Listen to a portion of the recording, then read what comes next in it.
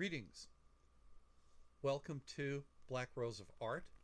We are examining the Minor Arcana, specifically the 6's, often referred to as the Lily of Art.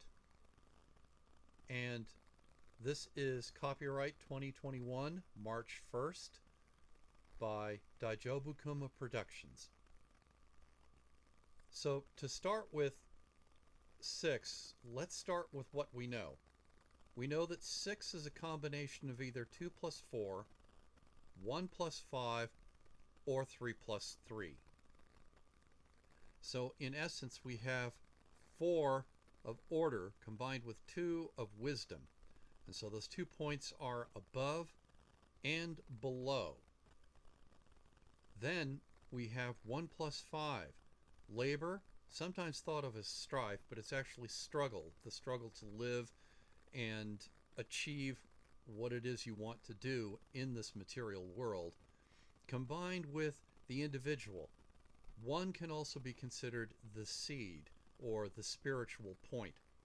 So we have 5 plus 1, as above, so below. We've already established here, as above, so below.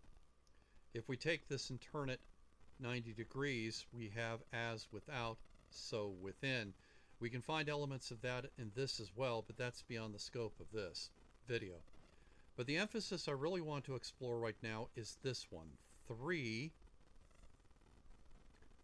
above, or ascent, and 3 of descent. And I'm drawing this through, in effect, my tablet monitor here, so it may be a little bit off. So 3 plus 3 creates this symbol of art. It's more of a symbol of perfection, of balance between what is above and what is below, and how we have individual aspiration combined with the universe continually manifesting situations that we live and move and have our being. I'm kind of busy right now. I'm trying to record this video on 6's. So if you could kindly move out of the way. No? Really? Well, I guess I'll just have to make do. Now, one of the reasons why I have generated this form as compared to this or this to represent 6 or the hexagram is because this figure also argues balance, with the 2 triangles perfectly centered on each other. This balance of 3 plus 3. Now, weight, for example, in his designs, particularly with swords, he will use groupings of like 4 and 2, or 5 and 1, and sometimes 3 and 3 to get to the 6. But I don't use weight cards as representative examples, because what I'm talking about here applies to, hopefully, all of the tarot decks. And again, my background is primarily Hermetic, so we're looking at Hermetic principles. So other iterations of 3 and 3, not quite like this, are not in balance, but rather in a state of flux, or subsumed one within the other, which doesn't necessarily indicate balance for what we're doing here. So instead, we work with the hexagram, which is in this configuration stable. And not only stable, but it also is circulating energies. So if we number it 1, 2, 3, 4, 5, 6, we have a progression taking place from the highest to the lowest. But that in turn sets things, the energies involved, in circulation. Now, the energies that we're talking about are actually very abstract. We're not necessarily talking about earth power, fire, water, air, or such like that. We are talking about the energies that make up the universe around us.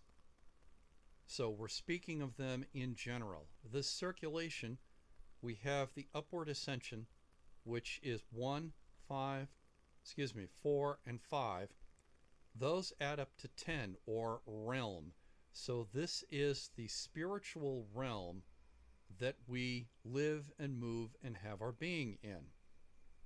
However, we are dealing with a material result manifested by the universe, shown here by 2, 3, and 6. Those add up to 11, and 11 is a master number representing the sum of human aspiration. So we have the realm, which is in the ascension, and we have the human aspiration, which is in the descent. So that's a very interesting above is below and so forth kind of paradox that makes up a lot of occult thought.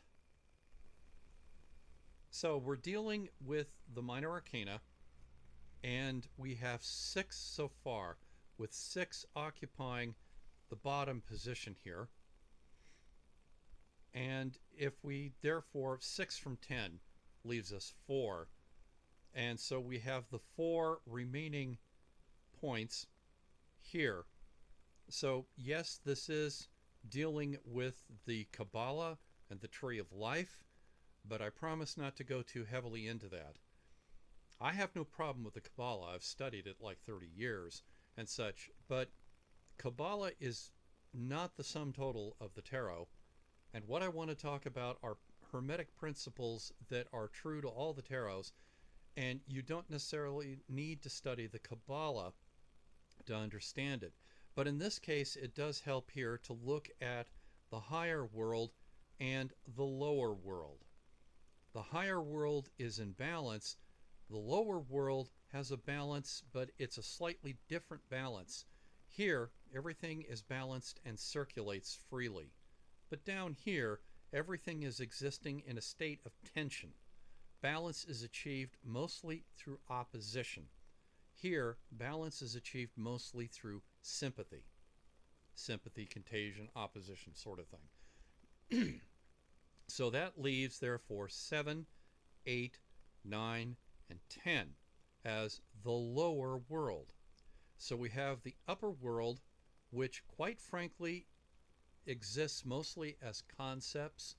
We do not directly experience them without a lot of training, preparation, and practice.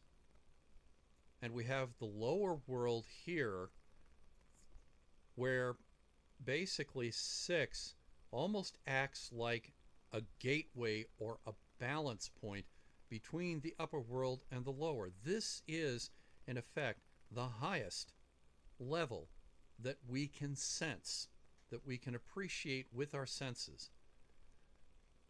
So it's not surprising that people find the 6 cards to be confusing, because if you look at it, especially intuitively, we're looking at the balance point between the upper and the lower.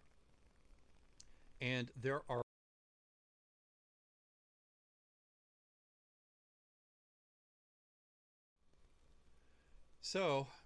ran out of memory, so I'm trying to make a video, and at the same time I'm having to deal with the fact that I ran out of memory and had to do some house cleaning on the tablet to free up room so I can finish this video. As I was saying, it's not surprising that 6 is confusing to people that are using the tarot, because 6 in effect represents, like I said, a balance point, but you can also think of it as a gateway from between the upper levels and the lower levels, between the suprasensory realm and the sensorial realm that we have our daily lives in.